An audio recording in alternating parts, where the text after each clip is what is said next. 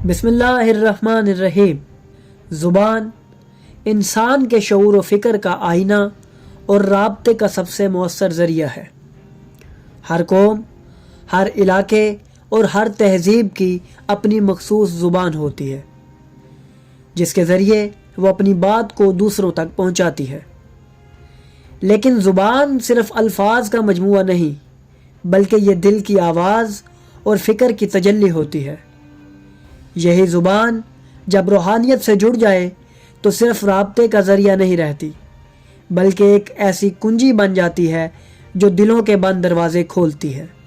اہل بیت علیہ السلام جنہیں رب کائنات نے علم لدنی سے سرفراز فرمایا، ان کے پاس محض ظاہری علم نہیں تھا بلکہ وہ علم غیب، علم لدنی، علم اسرار، علم لسان اور کائناتی حقائق سے واقف تھے۔ اہل بیت علیہ السلام کی زندگی ایسے واقعات سے بھری ہوئی ہے جن میں اہل بیت نے عربی کے علاوہ دوسری زبان کے لوگوں کے ساتھ کلام کیا اور ان کے سوالوں کے ان کی زبان میں جواب دیے۔ آج ہم ایسے ہی کچھ واقعات آپ کے سامنے پیش کریں گے۔ ناظرین، جب ہم کتب و احادیث کا مطالعہ کرتے ہیں تو ہمیں ملتا ہے کہ ایک دن جب امام محمد تقی علیہ السلام سے کسی نے پوچھا کہ کیا آپ کے جد امجد حضرت محمد صلی اللہ علیہ وآلہ وسلم کتنی زبانیں جانتے تھے، تو امام نے جواب دیا، بلا شبہ ہمارے جد امجد ہر زبان کا علم رکھتے تھے اور ہر زبان میں لکھنا اور پڑھنا جانتے تھے۔ یہ جملہ ایک عظیم حقیقت کی طرف اشارہ ہے۔ رسول خدا صرف ایک قوم یا خطے کے نبی نہیں تھے بلکہ تمام جہانوں کے لیے رحمت بن کر آئے تھے، اور اللہ نے انہیں ہر قوم، ہر ملت اور ہر زبان سے ہم کلام ہونے کی قدرت عطا فرمائی تھی۔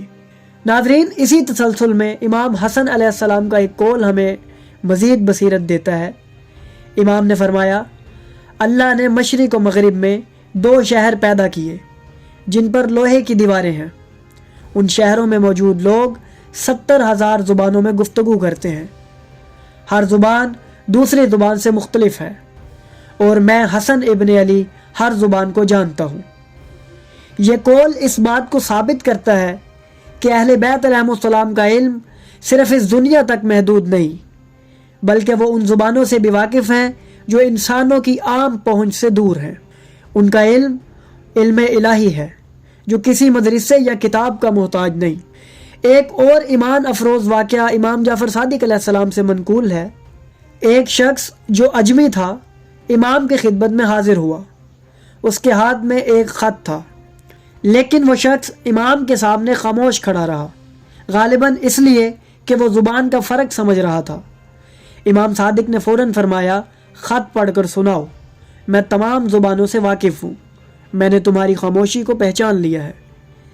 ناظرین، یہ جواب فقط زبان کی پہچان نہیں بلکہ دل کی کیفیت کو جاننے کا ثبوت ہے۔ امام نے اس کی زبان سے پہلے اس کی حالت کو پہچان لیا اور یہ بتایا کہ وہ اس کے دل کی آواز بھی سن سکتے ہیں۔ اسی امام سے ایک اور واقعہ منقول ہے جس میں زبان کی قدرت کا اعلیٰ مظاہرہ نظر آتا ہے۔ امام جعفر صادق علیہ السلام نے فرمایا، جب امام زین العابدین علیہ السلام کو یزید کے دربار میں پیش کیا گیا تو وہاں موجود رومی باشندے آپس میں رومن زبان میں بات کرنے لگے کہ کل ان قیدیوں کو قتل کر دیا جائے گا۔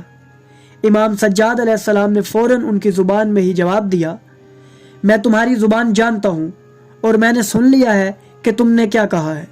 ناظرین، یہ وہ مقام ہے جہاں ایک مظلوم قیدی بھی زبانوں کے راز جانتا ہے، جہاں بات صرف سننے کی نہیں بلکہ دشمن کی سازش کو اس کی زبان میں ہی بے نقاب کرنے کی ہے۔ پھر وہ روحانی اور وجدانی واقعہ جس میں ابو اسماعیل نامی شخص امام علی رضا علیہ السلام کی خدمت میں حاضر ہوتا ہے۔ ابو اسماعیل بیان کرتا ہے، میں نے ہندوستان میں سنا تھا کہ زمین پر اللہ کی حجت موجود ہے۔ اس تلاش میں میں نکلا اور امام علی رضا علیہ السلام کی جانب میری رہنمائی کی گئی۔ جب میں ان کی خدمت میں پہنچا تو عربی زبان سے ناواقف تھا۔ میں نے سندھی زبان میں سلام کیا تو امام علی رضا علیہ السلام نے اسی زبان میں اور اسی لہجے میں مجھے جواب دیا۔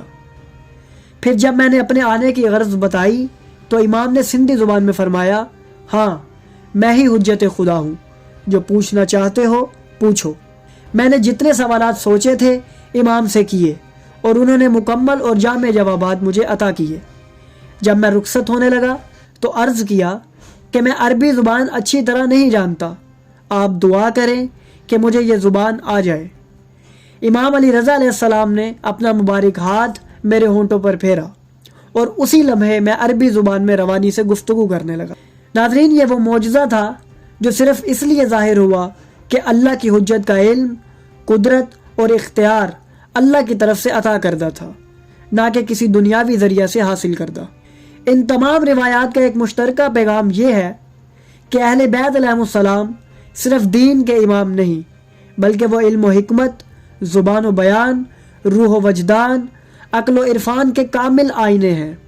ان کی زبان میں ہر زبان کی صدا موجود ہے، ان کے علم میں ہر راز کی کنجی پوشیدہ ہے، ان کی معرفت میں وہ روشنی ہے جو زمان و مکان کی حدوں کو توڑ کر دلوں تک رسائی رکھتی ہے۔ یہی وجہ ہے کہ آج بھی صدیوں بعد ان کے کلمات اور افعال ہماری رہنمائی کرتے ہیں۔ ان کی زبانیں خاموش نہیں ہوئیں، بلکہ ہر سچے طالب حق کے لیے آج بھی وہ زبانیں بولتی ہیں، بس سننے والا دل ہونا چاہیے۔